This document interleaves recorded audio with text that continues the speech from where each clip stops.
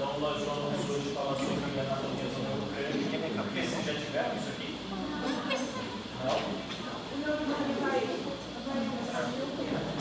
Parte óssea.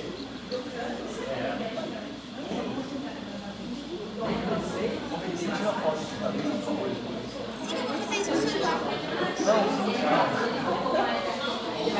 Gabriel, eu sempre faço isso e sempre está no drive. É que você não sabe mais nas aulas de anatomia. Eu sempre venho nas aulas de anatomia. Eu tava aqui hoje de manhã. Você não vai falar? É porque você não quiser. Por isso que não vai mandar fazer coisa. Vamos lá. Aqui, ó. Hoje a anatomia é sobre o neurocrânio. Existe uma divisão, né? O crânio é dividido praticamente em duas grandes partes, que é o neurocrânio ou a caixa craniana, que é a porção superior e posterior, responsável por envolver e proteger o encéfalo, e é sobre ela que a gente vai falar hoje. E o víscero-crânio, ou o esqueleto da face, que é a porção anterior e inferior, que forma a estrutura da face, cavidades orbitais, nasais, orais. Pelo cronograma, e eu ainda posso mandar para vocês, se vocês quiserem.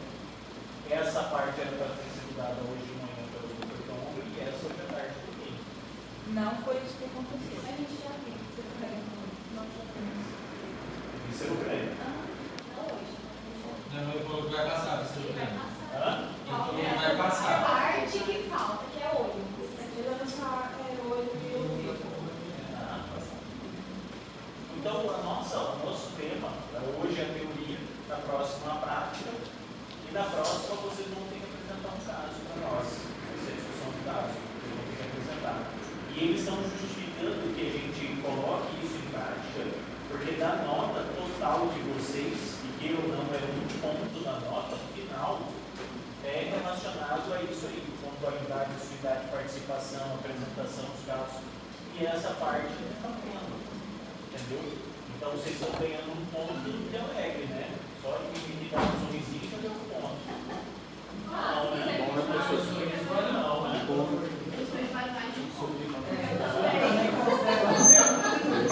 Eu acho que o sorriso de vocês não está falando tanto assim.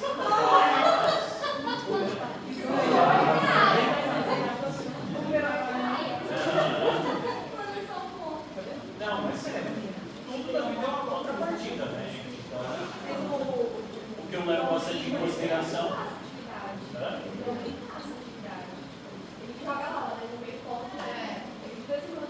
Não, eu até jogo atividade para vocês, só que se você levar em consideração a atividade que eu jogo para vocês, vocês não vão ganhar, fizeram dois, né?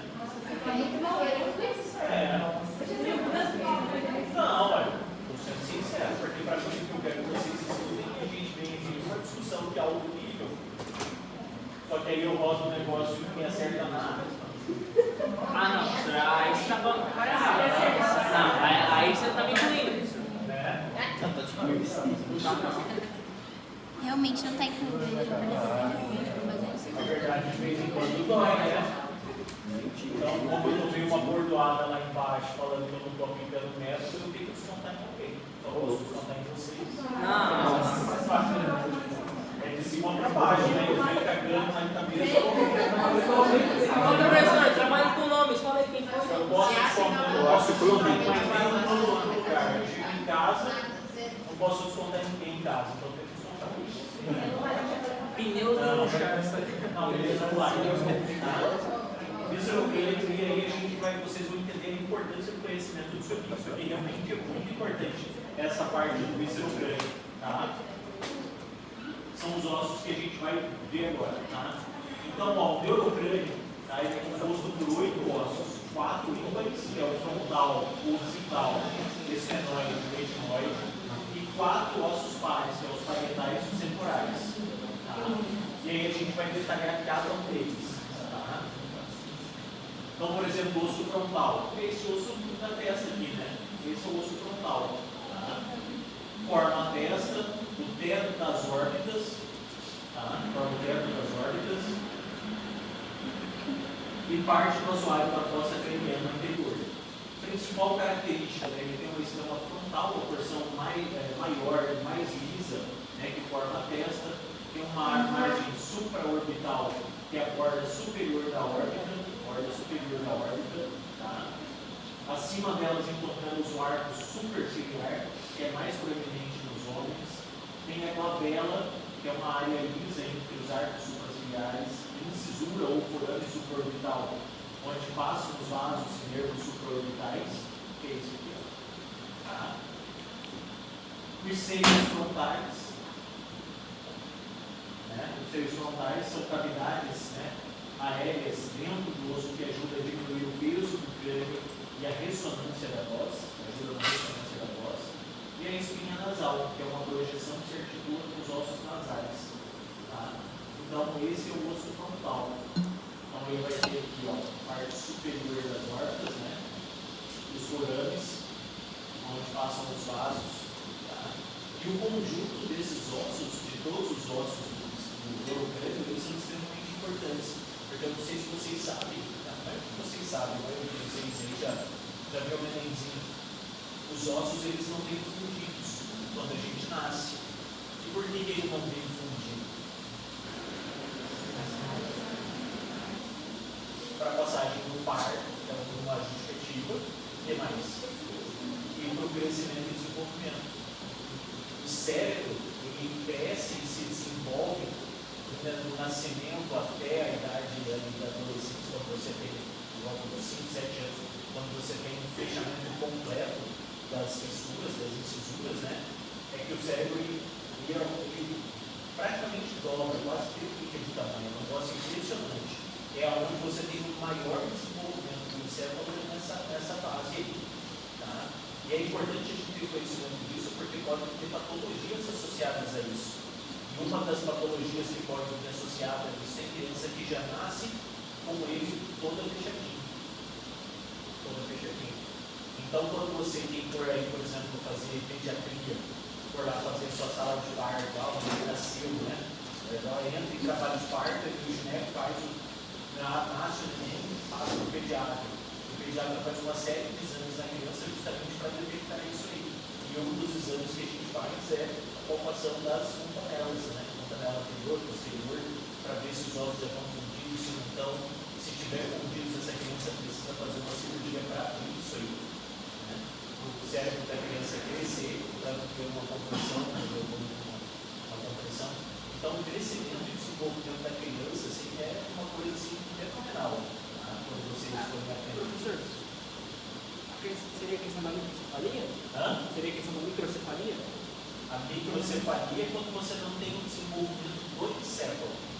O cérebro ele não se desenvolve, a cabeça da criança, porque assim, para que haja um crescimento, tem que crescer o encéfalo. É o encéfalo no desenvolvimento que provoca a expansão da calota da caixa craniana. Entendeu? Aí ela cresceu, chegou no tamanho, é por isso que numa época da criança tem uma desproporção entre o corpo e a cabeça. Você olha a criança assim, é só a cabeça, né?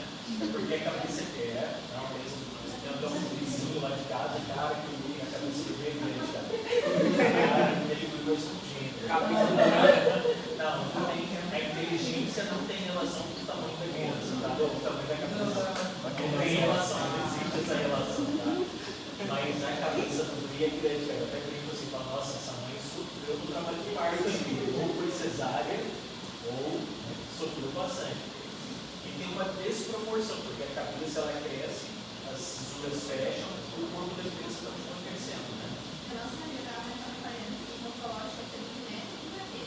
Tem a médica flora, a cabecinha da boca, a boca normal, é perfeita, os ossos não estão fechados, aí ela falando assim, falei, não, mas é assim, tem que ser assim. Tem que ser assim.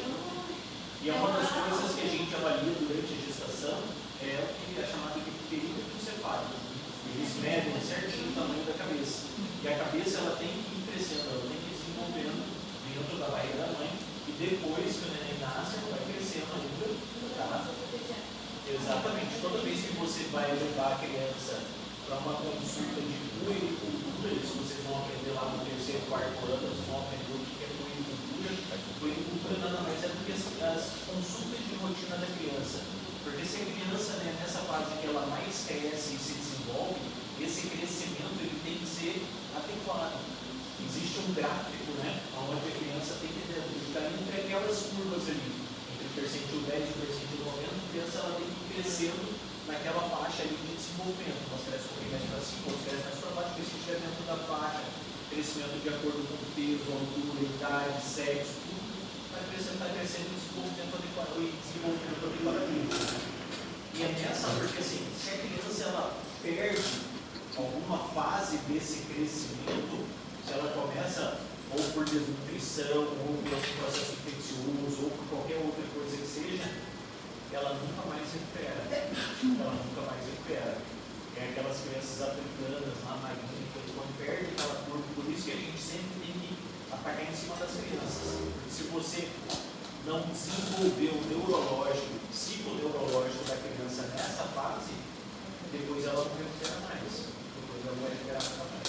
Então, um dos parâmetros, por exemplo, quando a gente pega uma criancinha pequenininha e vai lá no consultório da pediatria fazer uma consulta de cultura, o que o pediatra faz? Primeira coisa, ele deixa o seu hálito, comprimento, peso. Ele está crescendo, o perímetro cefálico está crescendo, o perímetro abdominal está crescendo, o peso está adequado, a altura está adequada, está tudo proporcional, ótimo.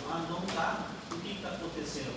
Está faltando comida, está faltando alimento, é desnutrição, é alguma doença, é alguma infecção, é alguma coisa que deve estar acontecendo errado e não está deixando a criança desenvolver. Entendeu? Tá? Outros ossos, dois ossos, são os ossos parietais, né? Então a gente tem aqui o osso frontal, tá? E o osso parietal, que são dois, do lado direito e do lado esquerdo. Tá? Formam a maior parte do teto e das paredes laterais do crânio, são ossos planos, né? Quadriláteros, e a tuberosidade parietal, ou eminência parietal, é a proeminência mais larga e lisa da superfície externa.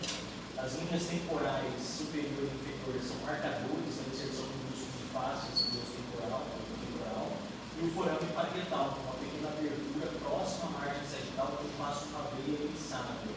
Tá? Então ele tem várias estruturas onde você vai ter inserção de musculatura, inserção de couro cabeludo, é uma das regiões mais vascularizadas que tem. Tá? Existem algumas áreas, por exemplo, nessa região aqui que a gente vai ver, que são áreas extremamente nobres na nossa. E por que tem isso aí? Exato, é aquele negócio que fala, não pode tomar pancada aqui porque senão morre, né? Porque você pode ter lesão dessas artérias. Então, se já tiver essa aula, já? Então, estou sendo meio repetido mais. Se puder acrescentar alguma coisa no conhecimento de vocês, vamos lá. Né? Os ossos temporais, né? A localização dos ossos temporais. Então, você tem aqui o frontal, o parietal e o temporal. Tá? A localização, eles formam uma parte da base, né? Das paredes laterais do crânio, abrigando as estruturas da audição e do equilíbrio. Tá? Os ossos temporais, o importante é ter o conhecimento anatômico, porque, por exemplo, uma infecção de ouvido pode evoluir como uma infecção óssea. Tá? Por incrível que pareça, uma otite pode evoluir com uma complicação chamada de mastoidite, tá? Que é uma complicação bastante grave, porque você tem aqui um osso mastoide e você pode ter um processo infeccioso por consequência de uma infecção de ouvido, por exemplo. Tá?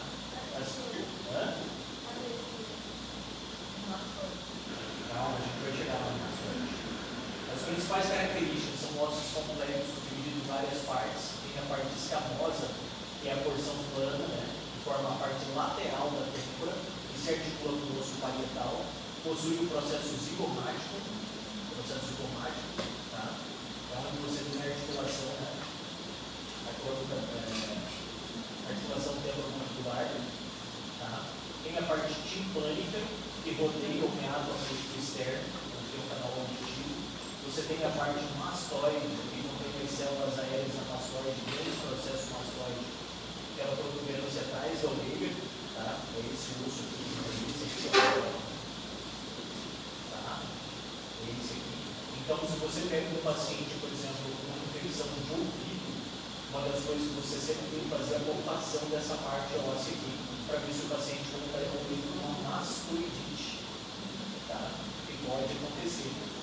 E a gente tem que, vou contar um caso que aconteceu aqui, só para vocês não cometerem esse erro na vida futura de vocês, tá? Não tem nada a ver com esse caso, nada a ver com o meu treino. Mas aconteceu esse final de semana. Eu não sei se vocês sabem, mas eu acho que vocês vão ter que ensinar legal. Toda vez que um paciente morre por uma causa violenta, não natural, obrigatoriamente esse caso tem que ir para o IML. Obrigatoriamente. Obrigatório, tá? Obrigatório. E aí teve alguns meses, 3 atrás, temos uns poucos dias, não tem mais, uns 40 e poucos dias. Um irmão deu 2 facadas no outro. E até o perícia, ele chegou no nosso socorro, foi operado, aí depois ele foi reabordado mais 3 vezes, 4 vezes, mas reabordado mais 4 vezes por infecção, fístula, deiscência, obstrução. Ele evoluiu com todas as complicações que vocês podem imaginar. E aí ele estava na UTI e ele fez um tromboembolismo pulmonar e morreu. E aí o médico que estava no plantão, por ele estar muito tempo internado, achou que a causa da morte tinha sido uma causa morte natural. E aí não sei se viram, isso é uma doença morta papai. Eu já estou até dando nem ligar, mas com certeza vai dar ruim, porque o médico do plantão deu um atestado de óbito. Eles pegaram o corpo, estavam velando o corpo. Aí tiveram que pegar o corpo do velório para ir para a necrópsia. Ele faleceu disso, mas independente Mas independente se ele tomou um abacate de um acidente, o médico não deveria, o médico de pronto-socorro não deveria ter dado o atestado de óbito. ele não morreu de Mas ele o que acontece nesse caso? O que acontece? Aí o IML vai fazer a necrópsia e vai dar o atestado de óbito. Quem vai dar o atestado de óbito é o IML, é o médico legista que vai dar o atestado de Mas óbito. o médico do plantão. O médico do plantão. O IML, o médico de plantão do IML. Mas o médico de plantão que deu o médico do plantão atestado de só óbito. comunica, ele só faz uma cartinha. Encaminha o paciente tal, com barba branca, para necrópsia. Mas nessa. Quem atesta o óbito é o médico que está de plantão. Aí eu Professor, atestei o óbito, morreu, mas eu não vou dar o atestado. Não, eu não vou dar nada, eu vou dar documento nenhum para a família. O médico que deu o laudo errado. Acontece o que? Não é que o médico deu o laudo errado, ele não deveria ter feito. mas por ele Tá, ter mas feito, o que acontece vai o acontecer? Vai quê? sofrer algum processo, alguma coisa do tipo? Vai ser aberto, você vai chamar certeza. Pode perder CRM? Por causa disso, não. Por causa disso, perder vai. Porque assim, existem vários tipos de irregularidade. O que vai ser levantado, o que vai ser aberto, essa sindicância vai ser aberto, com certeza. E eles vão tentar, dentro do CRM, vai tentar identificar, porque assim, em alguns casos, pode-se, por má fé, ou por exemplo, eu conheço ela ali, que deu a facada dela, aí eu já libero o corpo aqui para não fazer a necrópsia, para cobertar ela ali. Se aí ela pode perder o CRM por causa disso, se isso for constatado. E incidências também, né? Se foi só um erro, foi só um desconhecimento, foi um lapso, um erro, acontece. Mas ela vai, o médico vai responder. E o pior de tudo é que essa sindicância vai ser aberta e meu nome vai ser apolado porque eu ofereço isso muitas vezes. E eu nem posso participar da sindicância, eu não posso, porque eu fiz parte do processo. Então, você vai dar uma sindicância. Você sabe o que é pior? Ele ligação também para a família, dando moral para ele. Não devia ter liberado. O hospital é Estado. O Estado vai ter que dar uma organização de moral. Aí o Estado depois tem que entrar com uma ação com o médico para entrar com uma ação repressiva para poder receber. Não é todo mundo.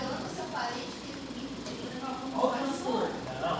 E aí eles estavam no meio, o pior que saiu na imprensa, estavam no meio do velório lá, e foram lá. Onde foi a facada, professor? Não interessa. Hã? Onde foi a facada? Foram duas sacadas, né? Onde Na foi a barriga e facada? no tórax. Pegou o quê? Não, aí o pai, tipo assim, uma hibernação longa, o pai já estava extremamente estressado, né? Por sinal de internação, viu que ele estava evoluindo mal, operado, viu obstruía, operado de novo. Irmão, exatamente. E aí, para piorar a situação, é que agora não era tentativa de homicídio, agora é um homicídio. Então o irmão vai ser preso. Além de perder um filho, o outro vai ser preso. Então, assim, gente, cuidado, o conhecimento é importante, tá? Porque, né, dá muito.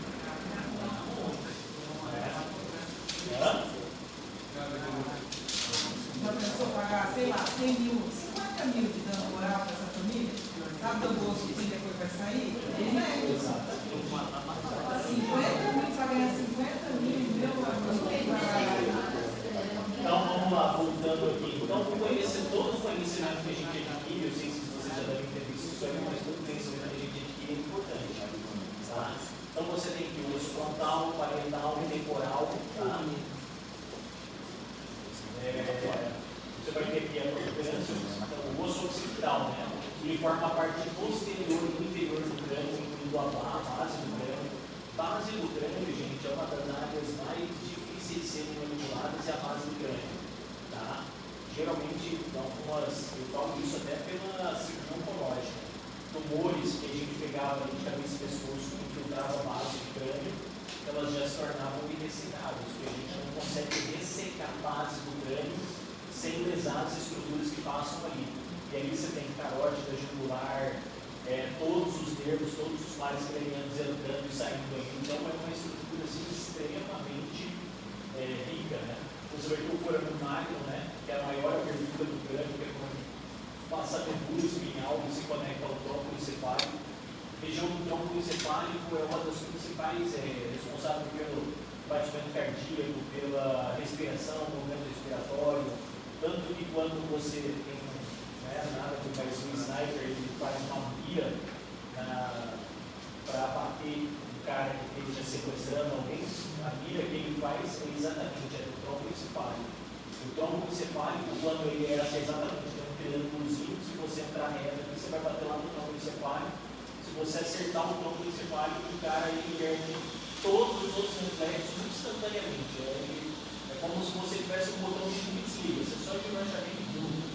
Ele não aciona nada, ele não aperta nada, ele simplesmente reseta. Quando acertar também, né?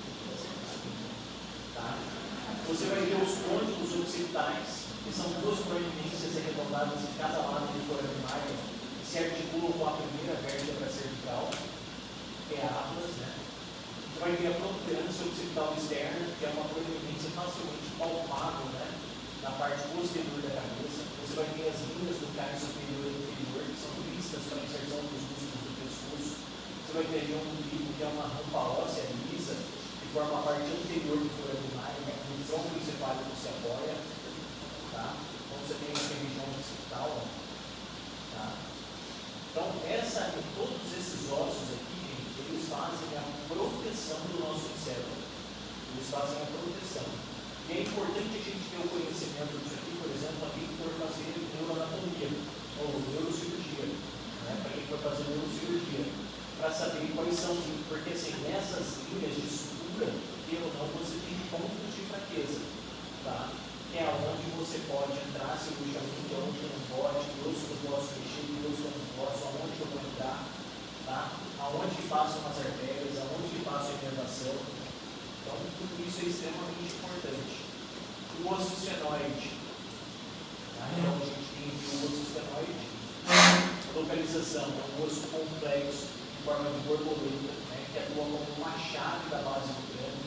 Ele articula-se com quase todos os outros ossos do meio crânio. E a principal característica dele é o corpo, a parte central, que mantém o seio esfenoidal e a célula brusca, né, uma depressão que forma a célula que abriga a glândula da hipófise. Tá? Tanto que uma das cirurgias, por exemplo, dos tumores de hipófise, tá? Os tumores de hipófise você faz um acesso transesfenoidal. Tá? Você corta por dentro da boca, você corta a gengiva, atravessa o esfenoide e você vai chegar na hipófise. Tá? Já vi uma cirurgia dessa.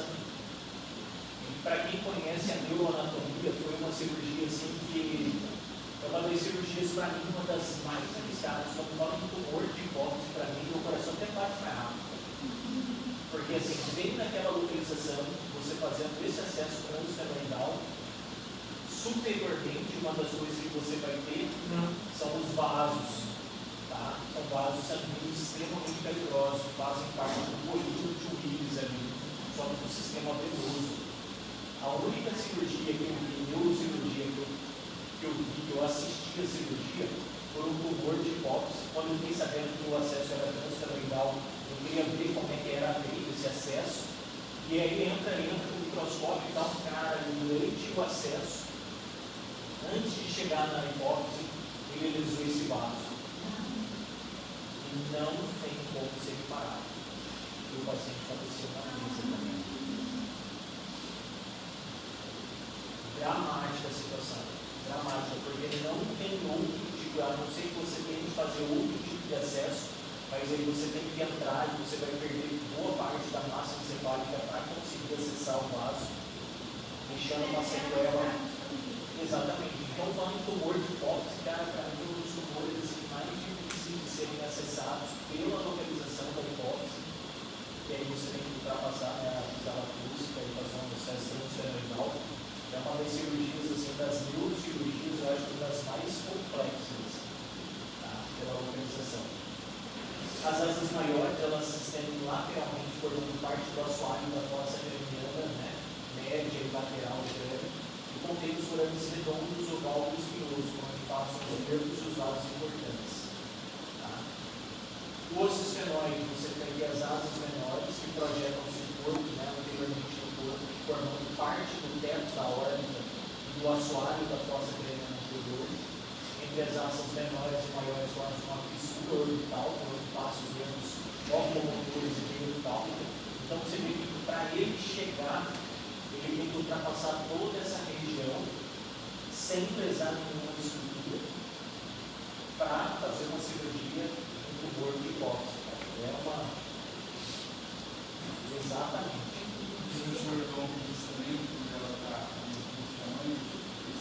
Ela começa a fazer a direção do nervo óptico, vai causar essa desequilíbrio, que é algum dos sintomas de um tumor de hipófise quando você tem a compressão do quiasma óptico. O quiasma óptico, vocês já tiveram algo sobre o que ele faz o cruzamento aqui, quando você tem a compressão ali, você pode ter hemianopsias, você perde campos laterais ou campos mediais, ou pode evoluir até no segredo, né? Justamente porque é onde passa, né, os nervos locomotores, a nervo tálmica, tá? Então, causa uma série de sintomas no paciente. Você tem os processos pterióicos, né, que se projetam inferiormente no corpo, formando as lâminas medial e lateral, que são importantes para a inserção dos músculos da mastigação e formação das fossas pterióicas. Você tem o canal óptico, onde passa o nervo óptico e a artéria tálmica, né, passam para a órbita. Então, assim, é só por isso que eu nunca quis fazer neurocirurgia. Nunca nem me passou pela cabeça fazer neurocirurgia. Eu sempre brincava que, desculpa o doutor Samuel, tá? Vários brincadeiras, gravações aí, né? Mas a neurocirurgia, a gente chama ele de alquimista, né? É o que consegue transformar um homem em vegetal, né? O alquimista, ele consegue fazer essas transformações, né? Mas não, tem neurocirurgião que consegue salvar vidas, tá? Mas são estruturas, são as estruturas mais nobres que a gente tem, e muitas vezes só de você encostar nessas estruturas, você já causa lesão nelas. Tá? Eu sei disso porque às vezes lá na minha residência a gente operava muita tireoide. Não sei se vocês lembram, mas a tireoide é inervada pelo laringeal recorrente, que é responsável pela inervação das cordas vocais. Só da gente afastar, fazer isso aqui, meio milímetro para baixo, você tocar no nervo laringeal recorrente para você tirar a tireoide, o paciente já acordava pouco já. E aí no outro dia você ficava rezando, falava, meu Deus, tomara que não tenha lesado, será que tomara que não tenha paralisado, tomara que eu não tenha desvascularizado ele, porque se você fizer qualquer uma dessas coisas, o paciente vai ficar pro resto da vida. Só de você tocar no gato dele. Tanto que eles usaram na neurocirurgia, com certeza tem isso também, você tem a neuromonitorização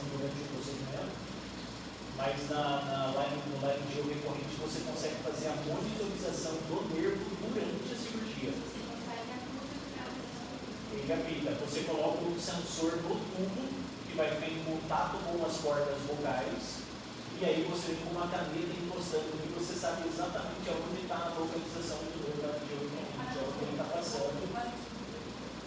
Só que assim, às vezes o tumor está infiltrando o nervo laringeal recorrente.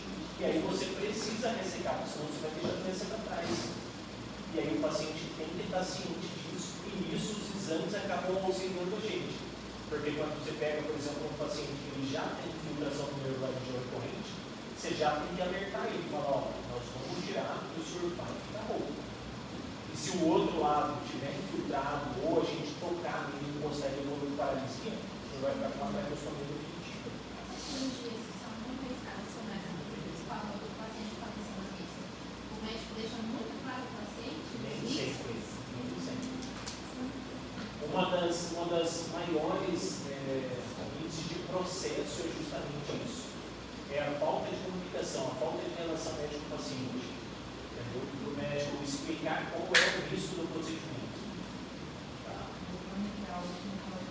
Exatamente. Eu já falei para o paciente na cara, eu falo na cara do paciente, eu acompanho e falo, ó, com essa cirurgia que a gente vai fazer no senhor, o senhor pode morrer por causa da cirurgia. Tá? Tem uma chance de, durante o ato cirúrgico, romper uma artéria, romper um vaso, o senhor vira óbito. Não que eu queira, eu não vou botar o senhor na mesa para matar o senhor, mas isso pode acontecer. Eu não tenho como vender um resultado com o senhor. Eu não tenho como te vender isso aqui e falar, isso aqui vai funcionar. É diferente, completamente. Nós, na medicina, a gente não vende resultado. A gente não vende resultado. Exatamente. Eu deixo bem claro que a gente vai trabalhar para que tudo certo, para que o paciente se recupere, mas eu não tenho como garantir isso. E o pior de tudo, eu acho, assim, quando você não tem um bom relacionamento médico-paciente, é que quando evolui mal, por exemplo, um paciente vai a óbito, aí vem um familiar e fala, doutor, mas se o senhor tivesse falado isso, eu não tinha deixado ele operar. Quando um paciente ou um acompanhante fala isso para mim, eu considero como se fosse um erro meu. Eu deixei de falar, eu deixei de explicar. Porque o paciente ele é leigo. Eu fico imaginando vocês que são no primeiro ano de medicina, às vezes não entendem muito o que eu falo, às vezes, ou a gravidade do que eu falo, né? Você imagina um leigo que não tem noção absolutamente nenhuma. Eles não têm a menor ideia do que a gente faz. Totalmente atordoada. Porque nem chegou um paciente agora, esse final de semana, quinta-feira, eu estava no plantão, já com 3 facadas na barriga. Uma no tórax, 2 na barriga. Aí vem um acompanhante e fala, doutor, mas ele vai ficar bem, né? Eu não sei. Eu vou levar ele para a cirurgia, eu não sei o que pesou. Eu vou abrir a barriga dele para ver o que pesou. Não tem como te falar, tá? Sem ele não tá com 3 facadas. Não dá isso, vai assim, ele está em casa. Não, entendeu? Então, aí você vê a desconexão, assim, não sei se eles não querem enxergar, ou uma desconexão com a realidade, ou uma, né? Uma vez teve um acidente, eu até conheci o cara da garagem do paciente. A filha dele sofreu um acidente de moto. Extremamente grave, um TCE gravíssimo, múltiplas fraturas no crânio, exposição de massa encefálica, saindo do cérebro, e o cara, doutor, mas ela vai ficar bem, né? Eu falei, olha, eu acho que não. Não, falei, olha, eu acho que não. Tá, o quadro clínico dela é muito grave, ela tem chance, assim, nas próximas horas, minutos, assim, de óbito. Tem massa encefálica saindo, o cérebro dela está desmanchando, e tem um pedaço do cérebro dela que vai fora ali. A gente está esperando o cirurgião chegar, mas a dela é gravíssima. Não vai ficar bem, né? É grave. Então, às vezes você tem que dar uma enquadrada, assim, para a ficha do paciente meio que cair, assim. Só que o grande problema é que se você bate muito a real também, aí o paciente aí você não opera ninguém, né?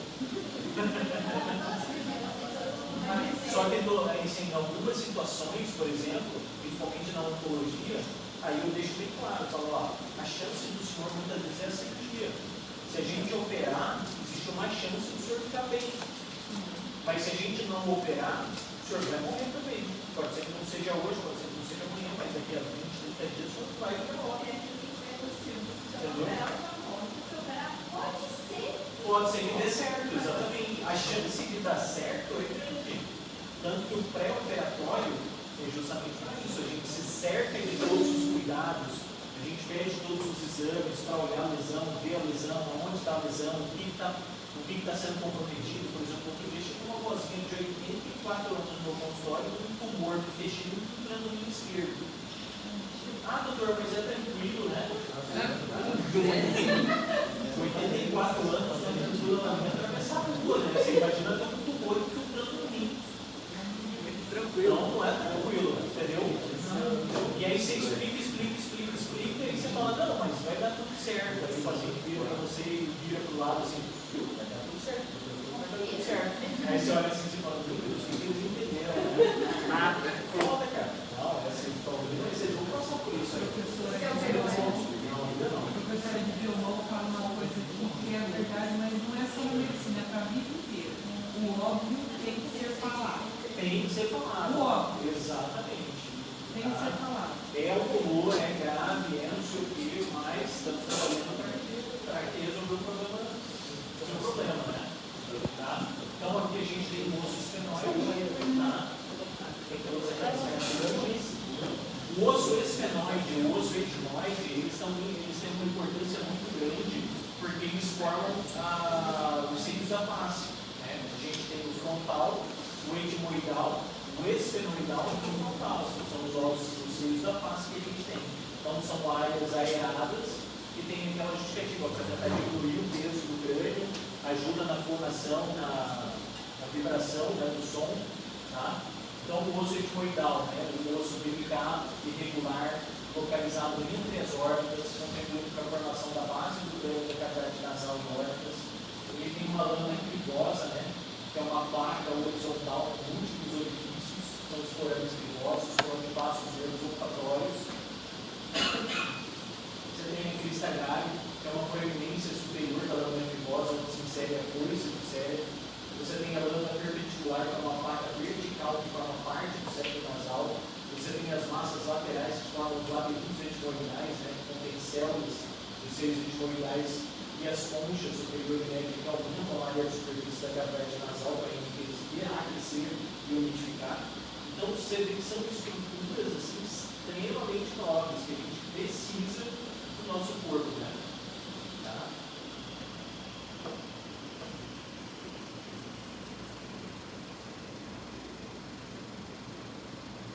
Então você tem aqui o osso nasal, frontal, tá? Fossa orbital do zigomático. Então são estruturas assim, cara.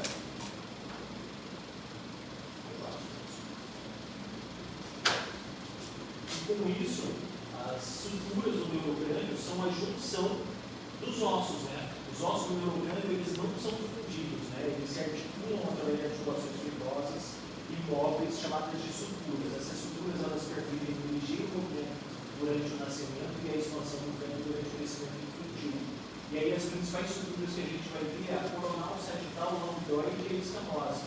Então a gente vai ter aqui, ó, entre o osso frontal e o osso parietal, você tem a sutura coronal. Tá? Entre os ossos parietais, você tem a sutura sagital. Entre os ossos parietais e o occipital, você tem a sutura lambdoide. Tá? E aí você tem a região da bregma e lambda, que são as fontanelas, né, que a gente chama. Então você ter um conhecimento disso aqui é fundamental. Tá? Até porque isso aí tem uma importância clínica muito importante, principalmente na primeira infância. Tá? Você ter um conhecimento de isso aqui, né, que é abertinho. Tá?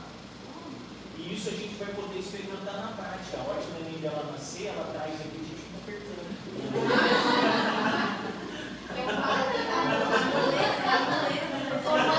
Não pode apertar a mulher da neném. A Rolanda virou para assim, mas com certeza vai Não, entendeu? Mas sim. E tem que ter essas, é o que o pessoal chama da moleira, né? Não é a moleira, é que está abertinho ali mesmo. Realmente não é uma área para você ficar apertando, até porque senão você está quase em contato íntimo com o encéfalo da criança, né? Não é uma região onde você vai ficar apertando ali. Né? Não sei se quer que a criança seja lesada, né? Tá? Os pontos de referência importantes que a gente tem, o bregma, que é um ponto de encontro das duas suturas, coronal e sagital, tá? Que é essa região aqui. local da fontanela anterior do recém-nascido. Tem a lambda, que é o ponto de encontro da estrutura sagittal corontoide, né? Local onde forma a fontanela posterior, que é essa aqui. Tá? Pélio, que é uma área em formato de H na parede lateral do crânio, onde se encontram os ossos frontal, parietal e temporal e o esfenoide. É clinicamente importante devido à artéria ninja, né? Estava falando até onde passa a artéria ninja, passa por baixo, sendo vulnerável aos traumas, né? Então essa região, e todo mundo fala, né? Ah, não pode tomar pancada nessa região, porque senão o paciente pode virar óbito, porque se tiver uma lesão de uma artéria ninja dessa, você pode ter a formação de um hematoma, de sangramento, de lesão do sistema nervoso, importantíssimo. Tá? Então ela passa exatamente aqui, uma junção do frontal, parietal, esfenoidal e temporal. Tá? E o astélio, né, que é o ponto de encontro dos ossos parietal, temporal e occipital.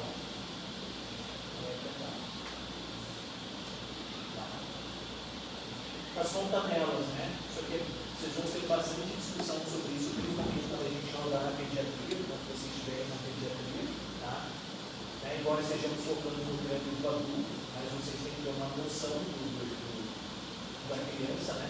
É fundamental mencionar as fontanelas do recém-nascido, elas são áreas de tecido conjuntivo fibroso, né? Entre os ossos do crânio que ainda não se ossificaram completamente, permite o molde da cabeça durante o parto, do rápido crescimento cerebral dos primeiros anos de vida.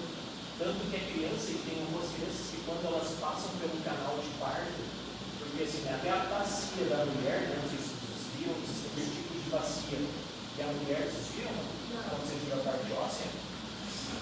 A bacia da mulher, ela é uma bacia mais larga, um bagulho mais larga, que é chamado de ginecoide. Isso é provavelmente vocês vão aprender na ginecologia obstetrícia.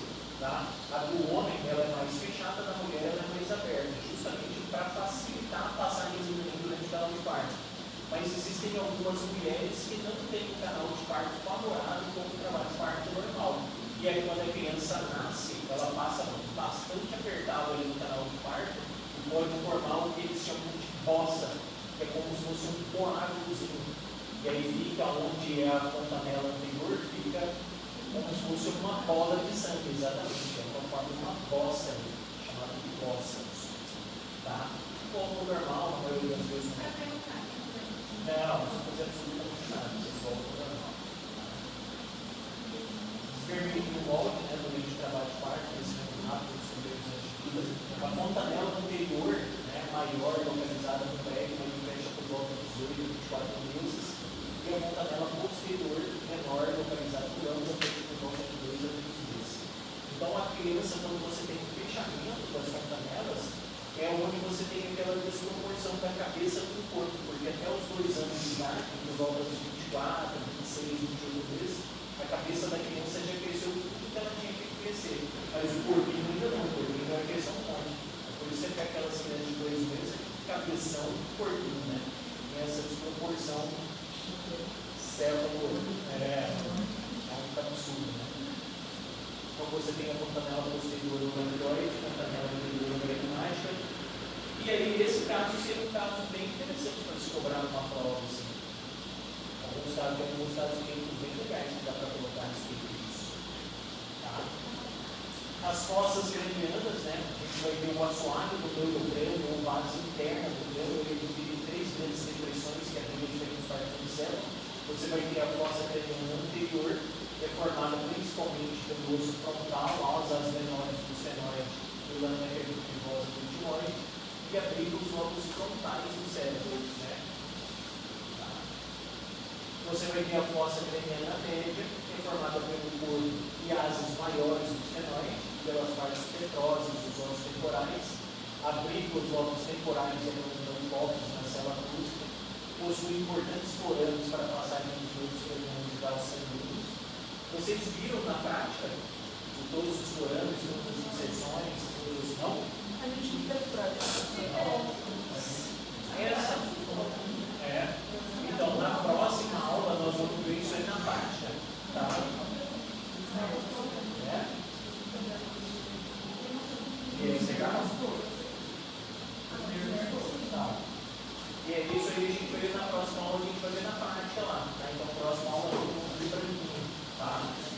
vai ver os ossos, como os ossos do grande, e a gente vai ver todas essas costas. Você tem a anterior, médio, posterior, as fissuras, tudo, tá? Fossa craniana posterior, maior, mais profunda, né? Chamada principalmente pelo osso occipital e pela parte petrosa dos ossos temporais. Ele vai abrigar principalmente o cerebelo ao ponto de bulbo. Onde cerebelo e bulbo são responsáveis pelo quê? Cerebelo é responsável pelo quê? Você já viu a função do cerebelo? Equilíbrio.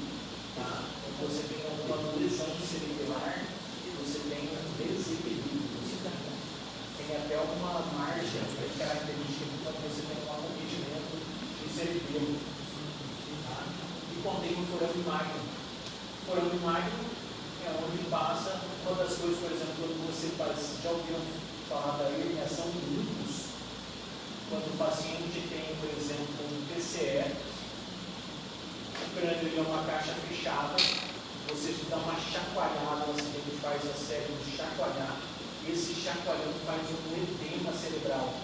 Ele vai demaciando, ele vai comprimindo as estruturas e chega a um ponto que ele não tem mais para onde se expandir, ele vai se expandir para onde você tem um ponto de fraqueza, que é o forame magno. É como se o cérebro tentasse passar por aquele forame, provoca uma herniação do lúpus. E a herniação do lúpus leva o paciente a óbito, porque é onde você vai ter ali o cerebelo com o bulbo,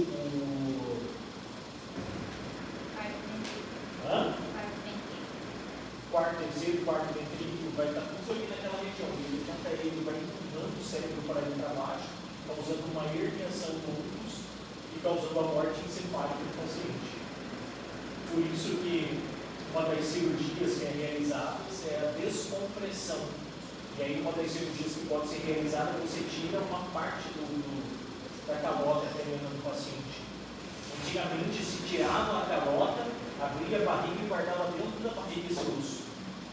Hoje não se faz mais isso, porque hoje você consegue ir fazendo isso para preservar o osso, né? E aí preservar o osso estéril e teoricamente ligado, vascularizado, colocado em volta do peritônio da barriga. Hoje não se faz mais isso porque você consegue fazer uma prótese em 3D e você faz a reconstrução. Antes eles guardavam, agora não guarda mais. Agora fora, depois faz outro, faz um molde lá e coloca e faz a reconstrução. Se inchar, coloca de novo. E tem pacientes que às vezes ficam meses sem a calota, fica só a pele por cima. Você vê uma depressão assim, até estranha. Nós participamos de não lembro quem foi comigo, de uma necrópsia aqui na cidade, um paciente que ele faleceu com uma capacetada. Ele teve herniação do lúpus. Você observou quando foi tirado do cérebro da cavidade, ele tomou capacetada aqui, fraturou esfenóide, quase no crânio. E toda essa área daqui estava com água. Ele teve uma herniação que tinha uma compressão aqui, então o professor Kevin falou assim, foi uma hipertensão intracraniana que causou herniação do lúpus e o paciente vai óbito.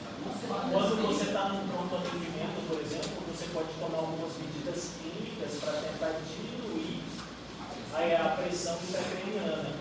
Né? Professor? Não, aí você já está falando de procedimento cirúrgico. Né? Dá para fazer a trepanação também, só que a trepanação você vai abrir o orifício. A trepanação geralmente é utilizada para drenagem de hematomas. Por exemplo, se você... é urgente isso aí, tá? Eu particularmente não faria. Eu particularmente, não sei se fosse, sei lá, minha esposa, minha filha, talvez eu tentasse, mas uma outra pessoa que fosse terceiro, por exemplo, ela, você, eu não tentaria. Não tentaria. Exatamente, porque assim, alguma coisa, vocês vão aprender isso. Quando vocês saem da faculdade de medicina, vocês vão sair aptos a realizar qualquer tipo de procedimento. Inclusive uma neurocirurgia, uma preparação, tudo. Vocês podem fazer tudo. Só que uma coisa é ela, que acabou de sair da faculdade, fazer uma preparação e dar muito paciente com ele. Outra coisa é um neurocirurgião que fez 5 anos de neurocirurgia, ele faz exatamente o mesmo procedimento e o paciente vai ao óbito. Quem você acha que vai ser processado? O neurocirurgião ou ela? Ela. Entendeu? Então, assim, eu faria se fosse quem não saberia que não trouxe sangue. Não é necessário.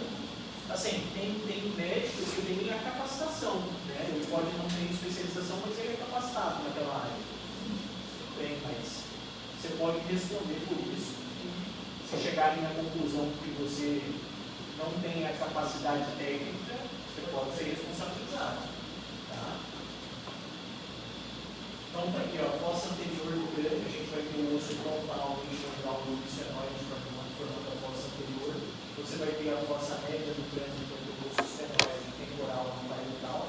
E a fossa posterior, que você vai ter o bisfenóide, parietal, temporal e occipital. Essa fossa posterior é uma das regiões mais fortes, mais duras que a gente tem na região da cavalca craniana, é a posterior, que é uma das estruturas mais fortes, então essa fossa posterior. Então você vai ter o cerebro, vai ter o tumor, vai ter o foraminário, vai ter uma das áreas mais fortes. Tá? Então a gente compreender a anatomia do neurocrânio é importante, né? Ele tem a principal função é a proteção neural, né? A principal função do neurocrânio é proteger o cérebro. Traumatismo crânioencefálico, eles podem resultar em fraturas com ou sem lesão cerebral. As fraturas cranianas que a gente pode ver são fraturas lineares, que você vai ter quebradura do osso, né? Mas não no deslocamento. Você vai ter fraturas deprimidas ou com o osso empurrado para dentro, podendo lesionar o cérebro. Você pode ter fraturas de base de crânio que podem ser muito graves, né? Causar o vazamento do líquido, rinorreia, ortorreia e lesões dos pares cranianos, né? Dos dedos cranianos. Você tem que ter o conhecimento desse neurocrânio justamente para cirurgias neurológicas, é um conhecimento preciso, a referência óssea dos pontos de fragilidade, é crucial para as abordagens cirúrgicas, para as inflamações, processos inflamatórios sinusites, né? Sinusite do seio frontal, hemorroidal, esplenoidal, né? Inflamação dos seios da face, que podem causar dor, cefaleia em casos graves, né? Que pode ser pelo cérebro, por exemplo, através de uma mastolite, por exemplo. Essa patologia que eu falei para vocês, que quando o neném já nasce com a fusão do crânio, né, o ossinho da criança já nasce fundido, é chamado de crâniosinestose, que é a fusão prematura das estruturas nas crianças, né, que pode levar a uma deformidade, a um resultado de comprometimento do desenvolvimento cerebral. Graças a Deus, hoje a medicina já evoluiu muito, né, a ultrassom, você já consegue, desde o ultrassom ortológico, você já consegue detectar, já consegue tratar, já consegue resolver o problema da criança.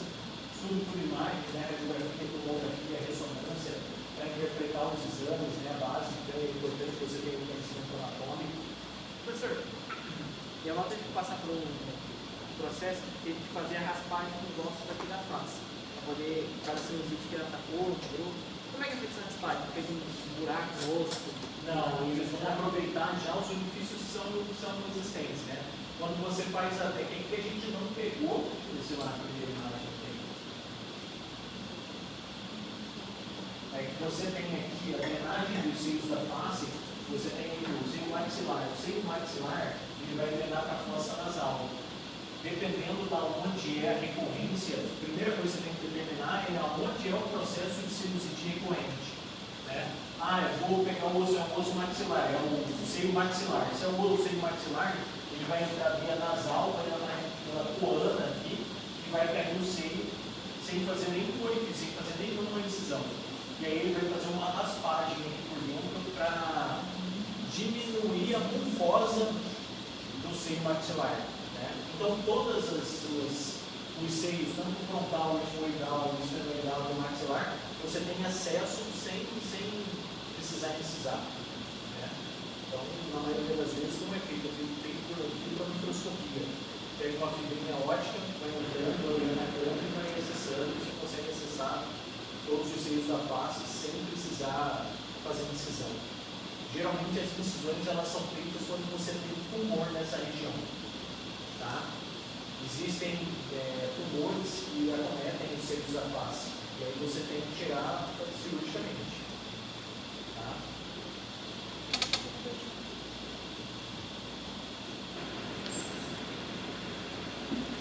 Então o neurocrânio, ele para mim, é uma obra-prima, né? Oferecendo uma proteção robusta, a compreensão dos seus 8 são 8 ossos só, frontal, parietal, temporal, occipital, esfenoidal e legal, né? As características distintas, estruturas únicas, e as costas do governo é fundamental para qualquer profissional de saúde.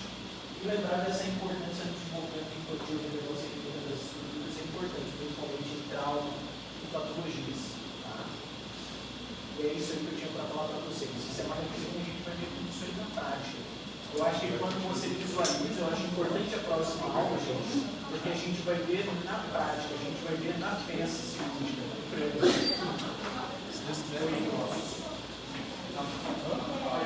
Paz, vai